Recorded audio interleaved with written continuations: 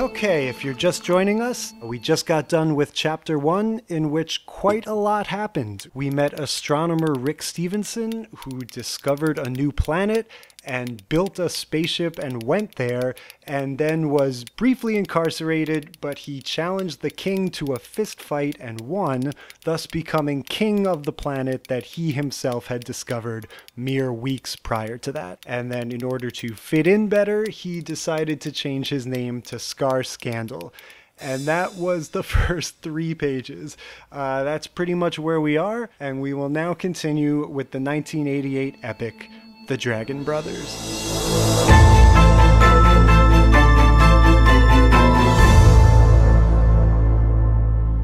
Chapter 2, The War.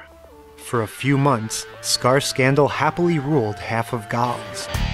You see, Gals was very small, so there were only 2 empires. One was Scar Scandal's empire, and the other was ruled by another king. Scar discovered that Gals had 2 moons. They were called Odell and Lithera. Scar wanted to conquer them as well, so he planned an attack on Odell first. The old king had been friends with the 2 moons, but not Scar. Tall green people with antennas lived on Odell, rather unusual beings. One day, they saw a humongous spaceship fly in toward the planet. It was armed with 4 humongous atomic bombs. It was followed by hundreds of small spacecrafts. The small spacecrafts fired missiles and lasers, the big ones swooped down and dropped the bombs. Then all the spaceships flew away, and in a few seconds, Odell blew up. It looked like fireworks on the 4th of July. Not only did the people on Gals see the explosion, but so did the people on Lithera. The people on Lithera were not like the people on Odell. They were perfectly human, exactly like people on Earth, but one difference. All the men and boys had symbols on their chest, and their sons would have the same symbol. One of the richest families was the Symphonies. Bob Symphony and Linda Symphony were the parents, and they had a son named Fred. One of the not-so-richest families was the Dragon family. Silver and Gold Dragon were the parents, and there were 2 sons, Black Dragon and Red Dragon. Black Dragon was 6 years old, and Red Dragon was 3. When they saw Odell explode, the Symphonies hired people to make hundreds of escape rockets and a giant missile launcher powerful enough to destroy at least half of Gals. The missile launcher was kept in a big planetarium-like building and was heavily guarded so it would not fall into the wrong hands. The Dragon family had a snake-like dragon symbol, and they had the same symbol on the weather vane on top of their house. The steel weather vane with the fancy music note symbol on top of the Symphony's house was so stiff that if Paul Bunyan tried to twist it, it wouldn't move. One day, the weather vane on top of the Dragon family's house started spinning. It spun so fast it was almost invisible.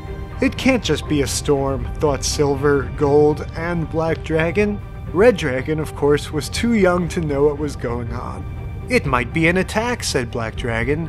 Silver and Gold went running into the Symphony's house, and Red Dragon followed Black Dragon to the building housing the missile launcher. Black Dragon tried to get into the building, but a guard would not let him. As the guard yelled at Black Dragon, Red Dragon crawled right through his legs into the building. Black Dragon saw Fred Symphony run out of his house. "Fred!" shouted Black Dragon. "They're coming!" "Where's your brother?" said Fred. "He was just here," said Black Dragon. They could see some small spaceships flying in the sky. Soon lasers were shooting down. "Run!" shouted Black Dragon. Meanwhile, Red Dragon was inside a large room with a domed ceiling. In the middle was a giant contraption that looked a little bit like a great big cannon with a lever on top. There was a big button in the floor. Red Dragon wanted to climb on top of the missile launcher, so he crawled to it. He happened to crawl right on top of the big button. When it was pushed down, the dome ceiling started to disappear. Soon, there was no ceiling. Red Dragon could see the planet Gals, although he didn't know it was called Gals. He climbed onto the top of the missile launcher and accidentally pushed down the lever on top of the machine. Although it was bolted to the ground, it rumbled a little. Red Dragon fell off. It hesitated for a few seconds, then 8 laser beams joined together and shot out a humongous missile into space. A giant laser beam seemed to chase it through space until kaboom! About half of Gals was gone. Everyone on Lithera seemed to see it, and so did the people in the spaceships from Gals. They all retreated and went back to what was left of Gals. Just then the guard came in and saw Red Dragon. "You did it?" said the guard with a laugh. "You blew away half of Gals?" End of chapter.